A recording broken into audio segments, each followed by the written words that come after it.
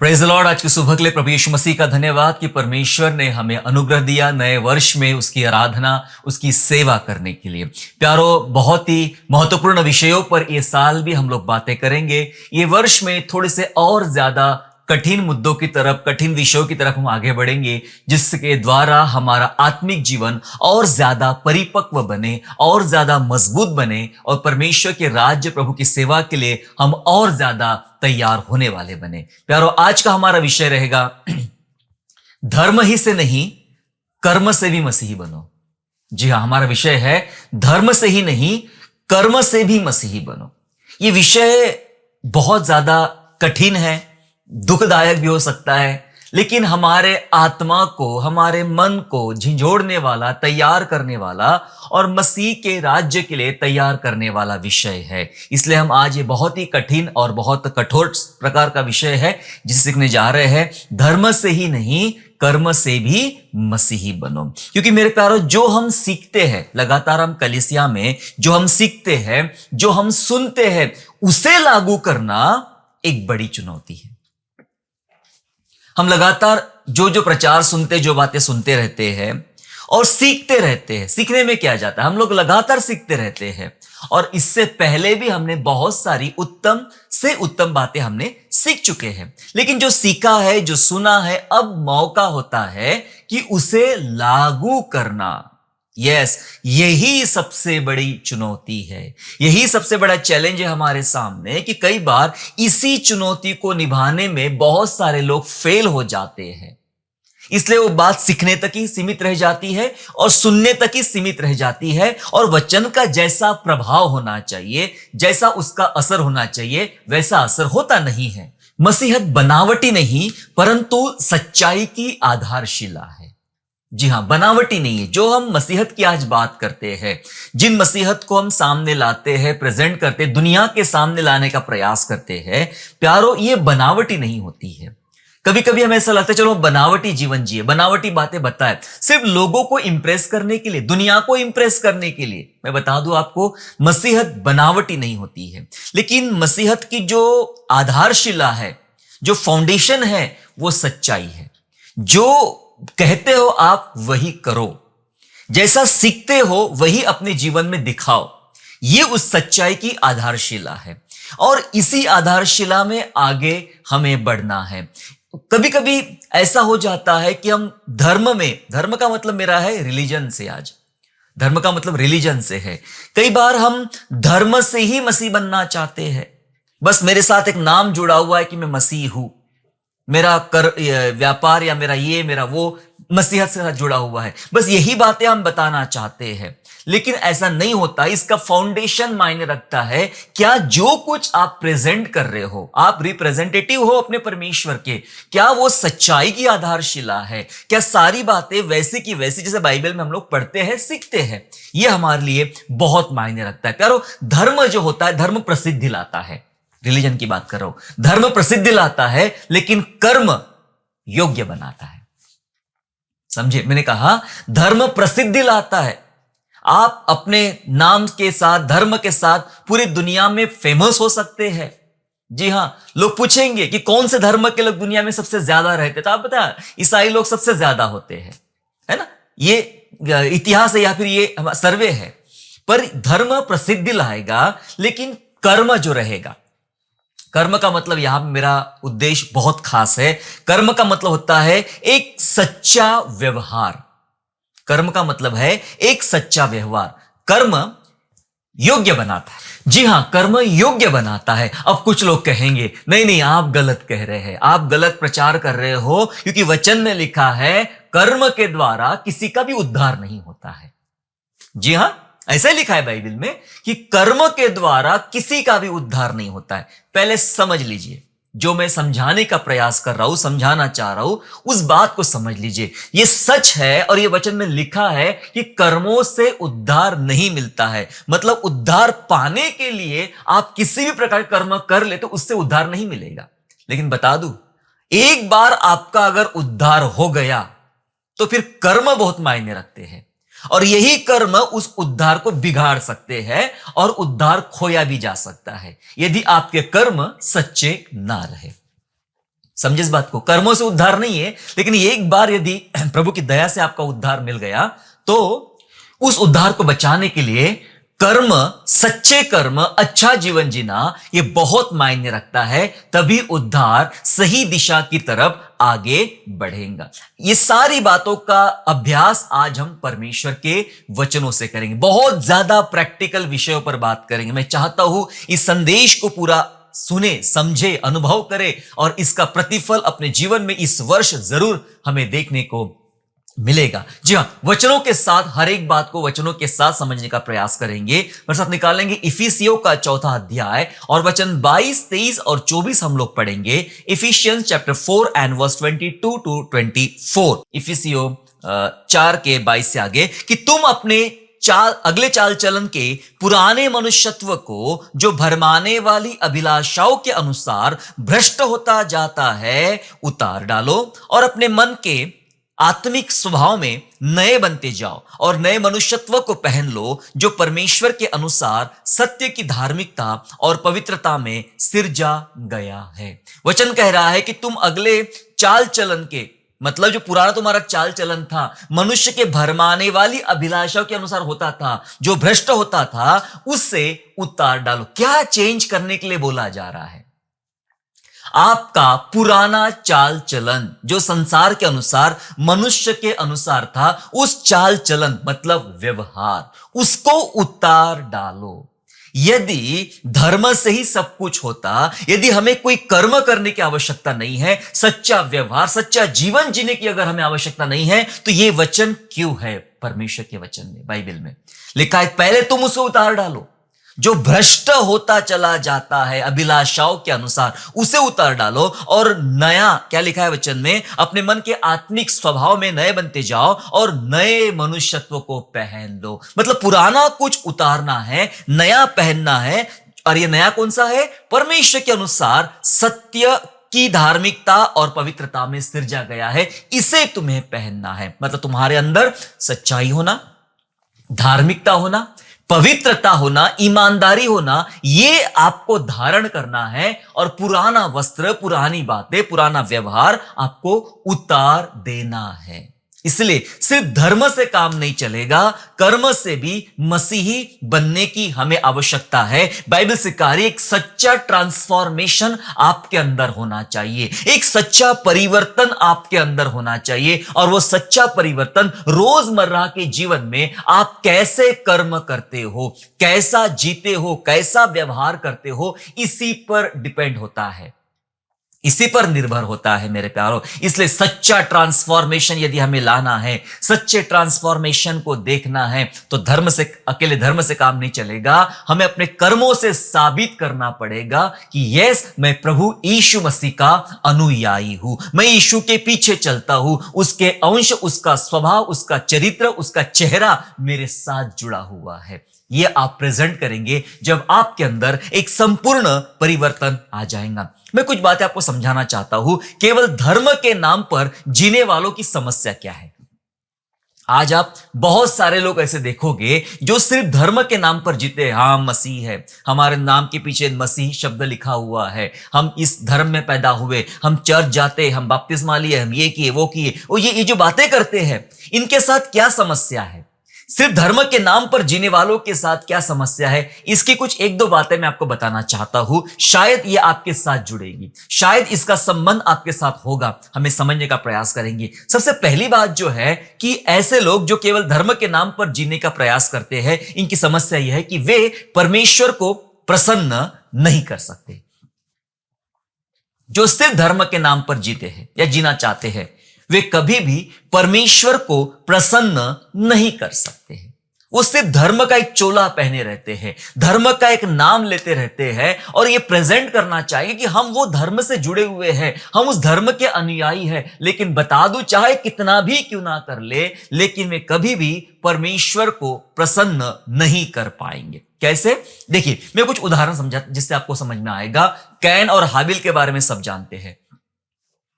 Can और हाबिल, आदम के बच्चे, इनके बारे में सब जानते हैं। लेकिन आप जानते हैं, ये दोनों परमेश्वर की वेदी के पास जाते हैं, दोनों चढ़ावा चढ़ाने के लिए जाते हैं, लेकिन परमेश्वर केवल हाबिल की भेंट को ग्रहण करता है और कैन की भेंट का अस्वीकार करता है। और ये कैन के अंदर वो धर्म का नाम, मैं धर्म का पालन कर रहा हूं, कुछ कर तो रहा हूं, मैं भी अपने खेतों में से कुछ लेकर जा रहा हूं परमेश्वर को चढ़ाने के लिए, परमेश्वर को आराधना करने के लिए लेकर जा रहा हूं, लेकिन परमेश्वर ने उसकी भेंट स्वीकार नहीं किया क्योंकि उसकी भेंट में कुछ गड़बड़ थी, कुछ बातें थी, इसलिए स्वीकार नहीं किया। और इस कारण कैन को गुस्सा आया और कैन ने हाबिल का खून कर दिया। क्या नहीं कर पाया कैन, जबकि वो हाबिल के साथ में ही बहुत सारी भेंट की वस्तुएं परमेश्वर के पास लेकर आया। धर्म के नाम पर जो करना चाहिए था, जो परंपरा थी, वो सब करने का प्रयास किया, वो सब कैन ने किया, लेकिन क्या नहीं कर पाया, परमेश्वर को प्रसन्न नहीं कर पाया। उसे लगा ऐसा करने से सारे दुनिया वाले खुश हो जाएंगे, सारे लोग खुश हो जाएंगे, परिवार के लोग, समाज के लोग सब खुश हो जाएंगे ऐसा करने से। मैं तो दान लेकर गया, मैं तो भेंट चढ़ाने ले गया, मैं तो परमेश्वर को भेंट चढ़ा, ये किया वो किया, सब बताओगे आप। लेकिन प्यारो, परमेश्वर को कैन प्रसन्न नहीं कर पाया। ये धर्म के नाम पर जीने वालों की समस्या। चलो और एक उदाहरण बताता हूं जिससे आपको और ज्यादा समझ में आएगा। और उदाहरण ऐसा है कि एली के बच्चे, बाइबल सिखाती है एली के बच्चे महालुच्चे। जी हां, एली के बच्चे मंदिर की सेवा करते थे, याजकीय कार्य किया करते थे, जो कुछ जिम्मेदारियां थी मंदिर की, वो सारी जिम्मेदारियां एली के बच्चे निभाया करते थे, ये सोचते हुए कि हम धर्म पुरुष के घर में पैदा हुए हैं। मतलब हमारा पिता जो है एली एक बड़ा याजक है, हमारा परिवार धार्मिकता के लिए जाना जाता है, हम धर्मगुरु परिवार से है, मेरे पापा धर्मगुरु है, तो हम बच्चे भी है, हम धर्मगुरु जैसे ही, हम बड़ी जिम्मेदारी हमारे ऊपर है, हम भी कुछ भी कर सकते हैं। और लिखा है वचन में कि वो पैसों में हेरा फेरी करते थे, चुरा लेते थे, और मंदिर में काम करने वाली महिलाओं के संग कुकर्म भी करते थे, ऐसा लिखा है। और यही कर्मों की वजह से, जो उनके अच्छे कर्म नहीं थे, अच्छा जीवन नहीं जिए, परमेश्वर ने उनको मार डालने की ठाना और अंत में उनको मार भी डाला। हमने क्या पढ़ा?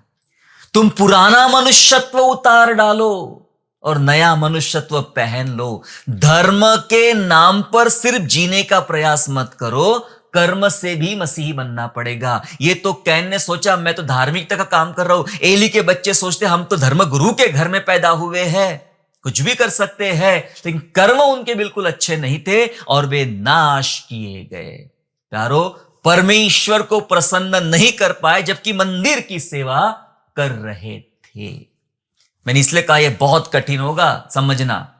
धर्म से ही नहीं, कर्म से भी मसीही बनो। और फिर नया नियम में शास्त्री और फरीसियों के बारे में हमें दिखाई पड़ता है। प्रभु यीशु मसीह ने इन शास्त्री और फरीसियों को खूब डांटा, इन्हें चुना फिती हुई कब्र तक कह दिया और बहुत सारी बातें कर, क्योंकि ये वो सब काम करते थे जो धर्म के लिए जरूरी थे, जैसे कि उपवास करना, जैसे कि दान देना, मंदिर में जाना, कर देना, ये सारे काम वो क्या करते, धर्म का बराबर पालन करते थे, लेकिन कर्म पूरे गलत थे। लिखा ये विधवाओं के घर खा जाते थे, लिखा ये सारे कुकर्म करते थे। और इस कारण प्रभु यीशु मसीह ने इनको डांटा। इनको बाइबल का ज्ञान था, ये बाइबल को जानते थे, मूसा की व्यवस्था को जानते थे, सारे नीति नियम बराबर करते थे, कर्म बिल्कुल अच्छे नहीं थे, कर्म बिल्कुल अच्छे नहीं थे। और इस कारण ये लोग परमेश्वर को प्रसन्न नहीं कर पाए। ऐसे बहुत सारे उदाहरण बाइबल में हैं जो हमें ये समझाते कि केवल धर्म पर, जो धर्म के नाम पर जीना चाहते, उनकी समस्या यह है कि पहली बात, वे परमेश्वर को प्रसन्न नहीं कर सकते। परमेश्वर के वचन में लिखा है, रोमियो अध्याय 12 और वचन 2 ऐसा कहता है, और इस संसार के सदृश न बनो, परंतु तुम्हारी बुद्धि के नए हो जाने से तुम्हारा चाल चलन भी बदलता जाए, जिससे तुम परमेश्वर की भली और भावती और सिद्ध इच्छा अनुभव से मालूम करते रहो। वचन में लिखा है, तुम्हारे बुद्धि के नए हो जाने से तुम्हारा चाल चलन भी बदलता जाए। ये संसार के जैसे मत बनो। ये संसार सिर्फ एक पोशाक पहन लेता है, एक दिखावा पहन लेता है, चोला पहन लेता है धार्मिकता का, धर्म का। रंग जो होते हैं ना, कलर, वो धर्म का प्रतिनिधित्व करते हैं। कुछ लोग रंग के नाम पे चलते, कुछ लोग किसी और के नाम पे चलते हैं। संसार के सदृश बनने का बिल्कुल कोशिश मत करो जैसे दुनिया वाले बनते हैं। बिल्कुल कोशिश मत करो, लिखा है वचन में। लेकिन तुम्हारी बुद्धि नहीं होगी ना विश्वास के द्वारा, उद्धार के द्वारा, तो तुम्हारा चाल चलन बदलता जाए। यह जरूरी बात समझाई जा रही है वचन में। केवल धर्म से नहीं, कर्म से भी मसीह बनना, चाल चलन बदलना चाहिए। कैन ने अपना चाल चलन बदला नहीं, धार्मिकता का चोला पहन लिया था। एली के बच्चों ने चाल चलन बदला नहीं, धार्मिकता का चोला पहन लिया था। और शास्त्री फरीसियों ने भी चाल चलन जीवन बदला नहीं, इन्होंने भी धार्मिकता का चोला पहन लिया था। प्यारो, ये लोग परमेश्वर को प्रसन्न नहीं कर सकते हैं। यस, अपने आप को जांचे, अपने आप को समझे। मैं कौन से कामों से गुजर रहा हूं, मैं कौन से चीजों से गुजर रहा हूं? क्या सच में मैं धर्म के नाम पर ही जीने का प्रयास कर रहा हूं, या फिर कुछ सच्चाई भी मेरे अंदर में है? थोड़ा जानने का और जांचने का प्रयास करें। दूसरी जो बात मैं आपको बताना चाहता हूं इस प्रकार है कि जो लोग धर्म के नाम पर जीना चाहते हैं, उनकी समस्या यह है कि व्यक्तिगत नुकसान में वे लोग पड़े रहते हैं। इनका व्यक्तिगत पर्सनल बहुत बड़ा नुकसान होता है और ये व्यक्तिगत नुकसान में पड़े रहते हैं। ये बात को समझना थोड़ा सा और भी ज्यादा टफ है और भी कठिन है। आइए इसको बहुत प्रैक्टिकली तरीके से सीखने का और समझने का प्रयास करेंगे। उदाहरण के तौर पे जो एक समस्या मसीह समाज इन दिनों फेस कर रहा है, पता है कौन सी? शादियां। विवाह नहीं हो पा रहे बच्चों के, लड़के हो या लड़कियां हो, इनकी शादियां नहीं हो पा रही है और बहुत जद्दोजहद करना पड़ रहा है माता पिता को, परिवार के लोगों को, लड़कों को भी और लड़कियों को भी अपनी शादी के लिए बहुत तकलीफें उठाना पड़ रहा है, बहुत प्रयास करना पड़ रहा है और बहुत तकलीफें हो रही। कई जगह ऐसा हो रहा कि उम्र निकल जा रही है, लेट हो जा रहे, बहुत दिक्कतें आ रही है और शादियों में काफी दिक्कतें हुई। कभी आपने सोचा इसके पीछे के कुछ रीजन, कुछ वजह क्या है? क्या वजह से ये प्रॉब्लम हो रही है? क्यों, कौन सी ऐसी वजह जिसकी वजह से इनके व्यक्तिगत जीवनों में नुकसान हो रहे हैं, व्यक्तिगत बातों के नुकसान हो रहे हैं? प्यारो, मैं कुछ बात आपको आज बताना चाहता हूं जो बहुत शायद कठिन होगी लेकिन समझना बहुत जरूरी होगा। क्यों शादियों में दिक्कतें जा रही है? देखो, मैं कुछ उदाहरण बताना चाहता हूं। इन दिनों हम बहुत सारे रिश्ते देखते हैं। मैं भी कलीसिया के बच्चों के लिए बहुत सारे रिश्ते देखते रहता हूं और बहुत सारे प्रपोजल्स आते हैं, बायोडेटा आते हैं। अब मैं अलग अलग बात करूंगा, लड़कों की अलग बात करूंगा, लड़कियों की अलग बात करूंगा। थोड़ा समझ ले इस विषय के साथ जुड़ी हुई बातें हैं। देखो, लड़कों के जब बायोडाटा पढ़े जाते हैं, अगर मैं 50 बायोडाटा देख चुका हूं अभी तक सैकड़ों, लेकिन 50 बायोडाटा में कम से कम 47-48 ऐसे बायोडाटा होते हैं, ऐसे रिज्यूम होते हैं जिसके पीछे एक लिखा रहता है, शर्त होती है लड़कों की कि गॉड फियरिंग लड़की चाहिए। उन्हें परमेश्वर का भय मानने वाली गॉड फियरिंग लड़की चाहिए। बहुत अच्छी आपकी इच्छा है, बहुत अच्छी आपकी लालसा है, ठीक है, आपको गॉड फियरिंग लड़की चाहिए। आप कितना गॉड फियर रखते हो? सवाल यह है, आप कितना गॉड फियर रखते हो? क्योंकि कुछ प्रैक्टिकल किस्सों में यह बात समझ में आई है। वो कहते हैं कि गॉड फियरिंग चाहिए, परिवार को चलाने वाली चाहिए, ये चाहिए, वो चाहिए। और जब ये लड़कियों की बातें लड़कों से की जाती है, लड़की का परिवार लड़कों के परिवार से बातें करता है, जांच पड़ताल होती है, बातचीत होती है, तब पता चलता है कि लड़का ड्रिंक करता है, लड़का स्मोक करता है, या उसका कई चक्कर चल रहा है, या कुछ और चल रहा है। अब इससे बड़ी बात क्या है, इसमें एक्सक्यूज बहुत ही अच्छा होता है, बहुत जोरदार एक्सक्यूज होता है। एक्सक्यूज ये होता है, देखो भाई ऐसा है कि मेरा जॉब ऐसा है, इस कारण मुझे कभी कभी ड्रिंक करना पड़ता है, मेरा काम ऐसा है कि मुझे दबाव में आकर स्मोकिंग करना पड़ता है। और जब ये बात पता चल जाती है तो ये रिश्ता आगे बढ़ने से पहले ही रुक जाता है। हमने ऐसे 50 रिश्ते देख लिए, सारी बातें अच्छी, परिवार अच्छा नाम जुड़ा हुआ है, अच्छा चर्च जुड़ा हुआ है, अच्छे पास्टर जुड़े हुए हैं, लेकिन सीक्रेट बात ऐसी भी रहती है कि लड़का शायद ड्रिंक करने वाला होता है, या स्मोक करने वाला होता है, या और कुछ करने वाला होता है, लेकिन उसके बायोडेटा में लिखा हुआ है कि उसे लड़की गॉड फियरिंग चाहिए। भाई साहब, आपके अंदर कितना गॉड फियर है? फिर इस कारण क्या होता है? इस कारण ये शादी नहीं हो पाती है। फिर बहुत सारी लड़कियां देखो, बहुत सारे रिश्ते देखो, और उसमें मेन प्रॉब्लम यही जाती है। ठीक है, अब आप मसीह हो, आप अच्छे चर्च से जुड़े हो, अच्छे खानदान से जुड़े हो, अच्छे पास्टर से जुड़े हो, सब अच्छी जगह जुड़े हो, लेकिन आपके अंदर एक प्रॉब्लम है। आपका बैप्टिज्म भी हो चुका है, आप अच्छे चर्च की मेंबरशिप भी आपकी है। आपकी प्रॉब्लम यह है कि आपके कर्म प्रॉब्लमेटिक है, आपके कर्मों में समस्या है, चोरी छिपे। कई तो माता पिता को पता नहीं रहता है, कई परिवारों में ये बातें पता नहीं रहती है, पर खुल जाती है। कुछ बातें छिपती नहीं है, बराबर खुल जाती है।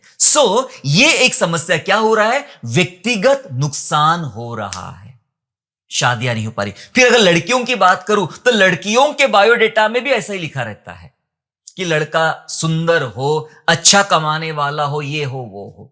और बहुत सारी लड़कियां सोचती है कि हमें बहुत सुंदर लड़का चाहिए, हमें बहुत पैसे वाला लड़का चाहिए और वो आत्मिक भी चाहिए। मेरी बहनों को बता दूं मैं कि आपको आत्मिक भी चाहिए, आपको पैसे वाला भी चाहिए। थोड़ा सा ये मुश्किल वाला मामला है, ये बहुत मुश्किल वाला मामला है। इसे मिलते जरूर है लेकिन बहुत कम होते हैं। पर आप सोचते हैं कि सब बराबर चाहिए, और कहीं ना कहीं यही चक्कर में हमारे लड़के जो है वो नया काम करते हैं, नया पैसा कमाना चाहते। उनको लगता है कि ज्यादा पैसा कमाऊंगा तो अच्छी लड़की मिलेगी, क्योंकि लड़कियों की डिमांड ऐसी होती है। और ज्यादा पैसा कमाने के चक्कर में वो भूल चुके होते कि मेरा मूल क्या है, मेरा स्रोत क्या है, मैं कहां से निकला हूं और मुझे जीना कैसे है। बहुत सारी गड़बड़ियां हो रही है लड़कियों के साथ भी और लड़कों के साथ भी। ये व्यक्तिगत नुकसान इनके हो रहे हैं। इनके जीवन में वो धार्मिकता, यानी जो कर्म होना चाहिए, जो व्यवहार होना चाहिए, वो नहीं होते हैं। कई बार लड़कियों से उम्मीद की जाती है कि आप बहुत दुआ वाली हो, बहुत प्रार्थना वाली हो, लेकिन लड़का कभी प्रार्थना ही नहीं करता। लड़का कभी कभार बाइबल पढ़ लेता है, टाइम मिला तो चर्च चला जाता है। ये कैसे परिवार है भैया? ये कैसे लोग हैं? ऐसा होने से ब्याह नहीं होगा, ऐसा होने से शादियां नहीं होगी। एक तो निकालो आपके बायोडाटा से कि गॉड फेयरिंग लड़की चाहिए करके, लिखो संसारिक लड़की चाहिए, आपकी शादी आराम से हो जाएगी और आप में कोई प्रॉब्लम भी नहीं ढूंढेगा। बात जरूर कड़वी है पर सच्ची, क्योंकि इसी वजह से बहुत सारे रिश्ते नहीं हो पा रहे। आपकी सोशल मीडिया जो आईडी होती है वो सब बता देती कि हो क्या रहा है आपके साथ में, आपके घर में क्या चल रहा है। प्यारो, ये व्यक्तिगत नुकसान हो रहे हैं और फिर इसके पीछे पीढ़ियां नास्तिक बनती चली जा रही है। फिर धीरे धीरे लोग नास्तिक बनेंगे और जिनके परिवारों में ऐसा होता है। अब ये तो लड़कों बच्चों की बात हो रही, कहीं ना कहीं इन सब बातों के पीछे उनके पेरेंट्स भी जिम्मेदार हैं। पेरेंट्स भी जिम्मेदार है कि पेरेंट्स ने धार्मिकता के तौर पे, पवित्रता के तौर पे कभी इस प्रकार से पालन पोषण में ध्यान दिया ही नहीं। सब बाहरी बातें, संसारिक बातें। मैं तो कई कलीसियाओं में देखता हूं कि बड़े बड़े लोग, मतलब बच्चों की बात, जवान लड़के लड़कियों की बात नहीं करो, मैं बड़े लोगों की बात करता हूं, चर्च के बाहर जाके स्मोकिंग करते हैं। हाँ जी, स्मोकिंग करते। आपने भी देखा होगा बहुत सारे लोगों को चर्च के बाहर, ऐसा चर्च तक नहीं छोड़ते हैं। आप अपने ऑफिस में करते हो तो पता है मुझे, लेकिन आप चर्च के बाहर भी जाके, चर्च की दीवार में चोरी छुप के आप स्मोकिंग करते हो। आप, ऐसा नहीं लगता है कि आप सिर्फ धर्म के नाम पे जीने को कोशिश कर रहे हो, कर्म कुछ भी नहीं आपके अंदर। और इस कारण बाइबल बोलती तुम्हारा चाल चलन बदलता चला जाए। इस कारण हमने पढ़ा कि पुराना मनुष्यत्व उतार डालो और नया मनुष्यत्व पहन लो, वरना तुम कभी भी परमेश्वर को प्रसन्न नहीं करने वाले बनोगे। इससे अच्छा होता कि हम मसीहत में ही नहीं आते। मैंने पहले बताया, बड़ी कठिन और कड़वी बातें जरूर लगेगी आपको, लेकिन समझने की हमें बहुत आवश्यकता है, बहुत आवश्यकता है। और जब ऐसे लोगों की शादियां भी हो जाती है, जब इनका ही जीवन में पवित्रता नहीं, तो इनके जो बच्चे पैदा होते हैं वे भी नास्तिक बनते हैं। हाँ जी, वे भी नास्तिक बनते हैं और फिर यह सिलसिला बहुत लंबा आगे चला जाता है। एक आध बार प्रभु का अनुग्रह हुआ तो कोई पीढ़ी का कोई व्यक्ति बदलाव में आ जाएगा, बदल जाएगा, वरना यह कुछ बदलाव होता नहीं है। यह व्यक्तिगत नुकसान हमारे मसीह अंदर समाज में भीतरी बातों में हो रहा है और इसी कारण दूसरों के लिए ठोकर का भी हम कारण बन रहे हैं।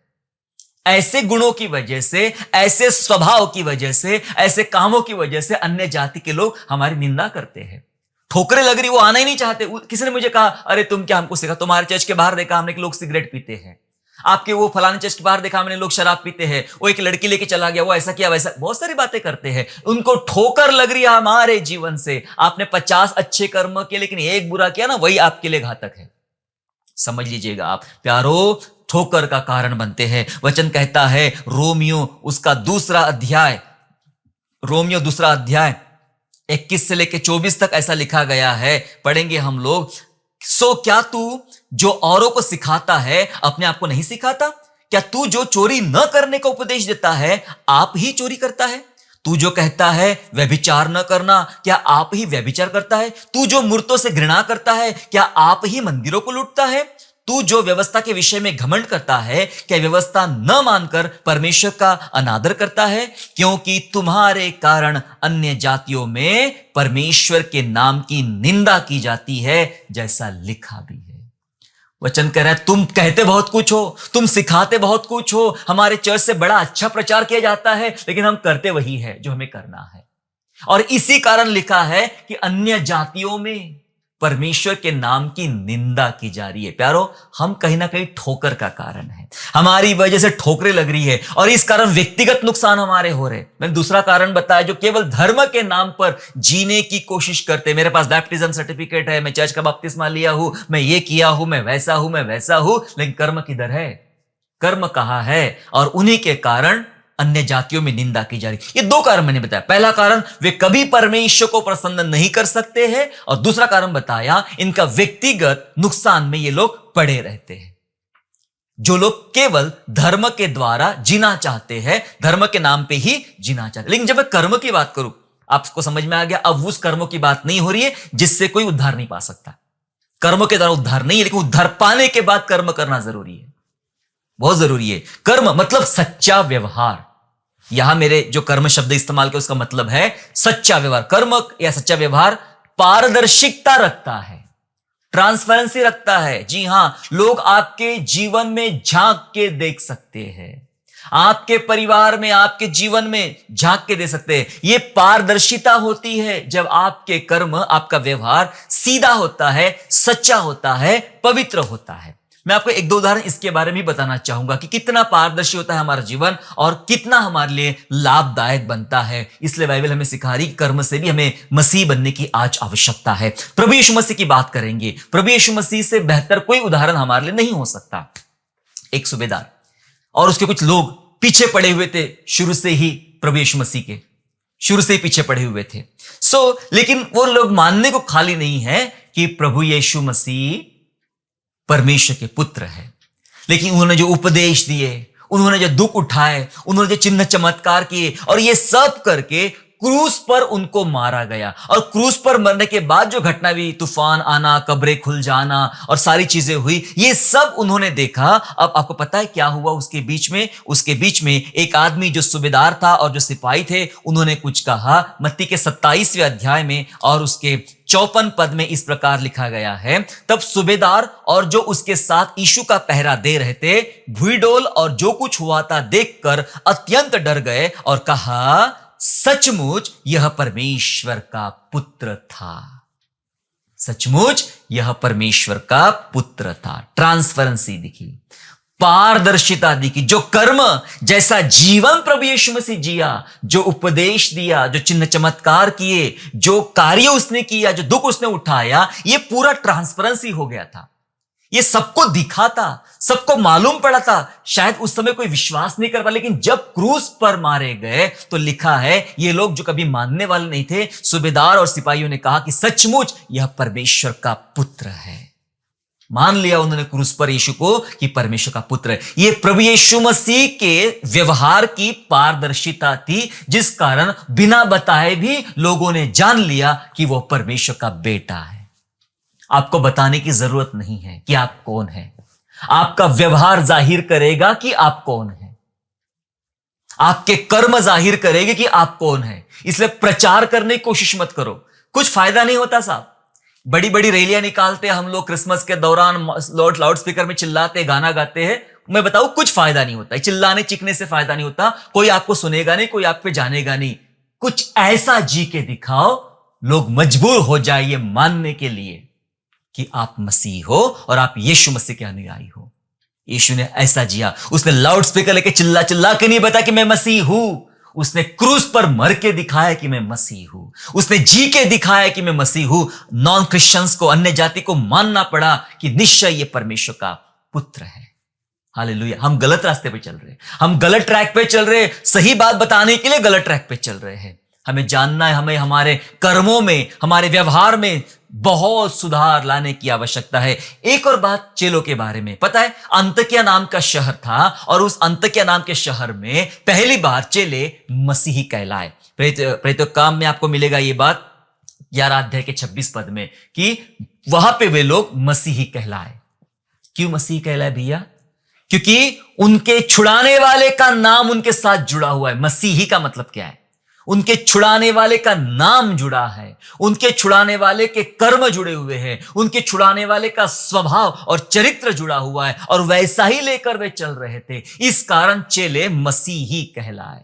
उन्हें किसी को बताना नहीं पड़ा कि हम मसीह है। उनके जीवन ने, उनके व्यवहार ने, उनके कर्मों ने जाहिर कर दिया कि वे मसीही हैं। जी हां, कर्म पारदर्शिता रखता है। कर्म आपको योग्य बनाता है, मसीह के लायक बनाता है। आओ अपने सच्चे व्यवहार को बदले, सच्चे व्यवहार में अपने आप को बदले हम लोग। इसलिए मैंने कहा धर्म से ही नहीं, कर्म से भी मसीही बनो। एक और उदाहरण देके खत्म करना चाहता हूं। एक शुनेमी स्त्री थी, शुनेम वासी स्त्री थी, और जिसके यहां से एलीशा परमेश्वर का नबी गुजरा करता था और रोटी खाने के लिए उसके घर में ठहरा करता था, रुका करता था। एक दिन की बात है, उसने कभी नहीं बताया कि मैं कौन हूं। उसने कभी नहीं जाहिर किया कि मेरा काम क्या है, मेरा जीवन क्या है, मेरा अपना व्यवसाय क्या है, कुछ नहीं बताया। लेकिन उसके जीवन से, उसके चाल चलन से, उसके व्यवहार से कुछ ऐसी बात प्रकट हुई कि इस महिला ने गवाही दी। ये शुनेमी स्त्री थी, शुनेमवासी महिला थी, उसने गवाही दी। दूसरा राजा 4 अध्याय और वचन 9, 2 किंग चैप्टर 4 एंड वर्स 9 में लिखा है, और उस स्त्री ने अपने पति से कहा, सुन, ये जो बार बार हमारे यहां से होकर जाया करता है, सुनो ध्यान से, वह मुझे परमेश्वर का कोई पवित्र भक्त जान पड़ता है। पारदर्शिता थी एलीशा के अंदर में। उसने सामने से बताया तो नहीं कि मैं कौन हूं, पर उसके जीवन से, उसके व्यवहार से, उसके कर्मों से पता चला। उस स्त्री ने कहा, मुझे लगता है कि ये परमेश्वर का कोई पवित्र भक्त है। लोग आपको कहें, लोग मुझे कहे कि ये पवित्र भक्त है। चिल्ला चिल्ला के बताने की जरूरत नहीं है। आपका कर्म, आपका स्वभाव, आपका चरित्र बताएगा कि आप कौन है। एलीशा के बारे में पता चल गया, ये परमेश्वर का पवित्र जन है। प्यारो, इसलिए कर्म से मसीही बनो। धर्म से ही बात नहीं चलेगी, कर्म से भी मसीह आपको बनना पड़ेगा। मैं यहां समाप्त करना चाहूंगा, लेकिन एक चुनौती मैं आपके सामने रखना चाहता, इससे पहले प्रार्थना करूं। चुनौती यह है आपके लिए, अपने आप को जांचे, क्या मैं सिर्फ धर्म का चोला पहन के चल रहा हूं? धर्म माने रिलीजन, धार्मिकता की बात नहीं कर रहा हूं मैं धर्म माने रिलीजन की बात कर रहा हूं। क्या आप धर्म का ही चोला पहन के चलना चाह रहे हो? मैं सफेद कपड़ा पहनता हूं, मैं गले में क्रॉस पहनता हूं, मैं ये करता हूं, मैं वो करता हूं, इससे कोई फर्क नहीं पड़ेगा। आपके कर्म, आपका जीवन, आपका सच्चा व्यवहार मायने रखेगा। क्या आप मसीही हो? यस, अपने आप को जांचे। और ये जो मैंने बातें बताया आज, क्या सच में हम धर्म के नाम पे जिएंगे तो क्या परमेश्वर को प्रसन्न कर पाएंगे? सोचे जरा, और ये भी सोचे व्यक्तिगत कितने नुकसान हो रहे हमारे परिवारों में, हमारे फैमिली में कितने नुकसान हो रहे। शादियां नहीं हो रही है, चीजें नहीं बढ़ रही है, पीढ़ियां शापित हो रही है, नास्तिक बच्चे पैदा हो रहे हैं, जवान की पीढ़ी नास्तिकता में आगे बढ़ रही है। कौन जिम्मेदार है इसके पीछे? कहीं ना कहीं हमारे सच्चे कर्म जो होना चाहिए, सच्चा व्यवहार होना चाहिए, वो जिम्मेदार है। हम नहीं बदल पाए। जैसे आपने पढ़ा कि अपने अंदर पुराने मनुष्यत्व को उतारो और नया मनुष्यत्व धारण करो। शायद हमने वो नया मनुष्यत्व धारण किया ही नहीं है। आज चुनौती देना चाहता, 2026 में मैं आपको एक चुनौती देना चाहता हूं। आओ, सच्ची धार्मिकता धारण करो, ग्रहण करो और सच्चे मसीह बनो। परमेश्वर आप में से प्रत्येक को आशीष दे। आइए हम लोग दुआ करेंगे। प्यारे पिता परमेश्वर, प्रभु जी आपका हम धन्यवाद करते हैं। हम जानते पिता, ये बातें जो हमने सीखा बड़ी कठिन है पिता, बड़ी मुश्किल है पिता परमेश्वर, लेकिन हम जानते ये वचन की बातें हैं और वचन हमारे भीतर कार्य करे, वचन हमारे अंदर कार्य करे, वचनों के द्वारा हमारा जीवन बदले, चेंज हो जाए, परिवर्तन हो जाए। प्रभु ऐसी दया, कृपा और करुणा आपसे मांगते ईश्वर राजा। पिता, हमारे बीच बहुत सारे भाई बहनें हैं जो केवल धर्म के नाम पे जीना चाहते हैं, लेकिन वे कर्मों को अपने जीवन से कोसों दूर रखते हैं प्रभु जी। लेकिन आज मैं प्रार्थना करता हूं, जैसे वे धार्मिकता में बढ़े, वे कर्मों में बढ़े ईश्वर राजा। जाहिर करे उनके जीवन से, स्वभाव से जाहिर हो कि वे मसीही है, वे परमेश्वर के लोग हैं। पवित्र आत्मा मदद कर, सहायता कर, हर एक का विश्वास बढ़ा और अपनी महिमा कर पिता परमेश्वर। प्रभु होने पाए कि हम सच्चे मसीह बने और आपके बच्चे कहलाए। प्रभु धन्यवाद करते जो लोग अपने जीवन बदलने के लिए प्रार्थना कर रहे हैं, जिनको अपनी कमियां आज दिखाई पड़ रही है, जिनको अपनी गलतियां दिखाई पड़ रही है, जिनको ये तकलीफें दिख रही पिता राजा कि हम कैसे गलत कर रहे, कैसे दूसरों के लिए ठोकर का कारण बन रहे। प्रभु आज भी अपना जीवन बदलने वाले बने, अपना जीवन आपको देने वाले बने और अपना जीवन बदलने वाले बने। पवित्र आत्मा हर एक की सहायता कर ताकि हम सच्चे और अच्छे मसीही बने। धन्यवाद करते हैं, यीशु नासरी के नाम से प्रार्थना मांगते हैं, आमीन। आशा करता हूँ आज के संदेश के द्वारा आपने आशीष प्राप्त किया है। यदि सचमुच आपने आशीष प्राप्त किया है तो इस संदेश को दूसरों के साथ शेयर कीजिए और हमारे दूसरे भी संदेशों को सुनने के लिए हमारे चैनल को सब्सक्राइब करें और नोटिफिकेशन के लिए बेल आइकन को दबाइए। और हाँ, यीशु पर विश्वास करना ना छोड़े, वो आपको आशीषमय स्थानों की ओर आगे ले जाएगा। God bless you all.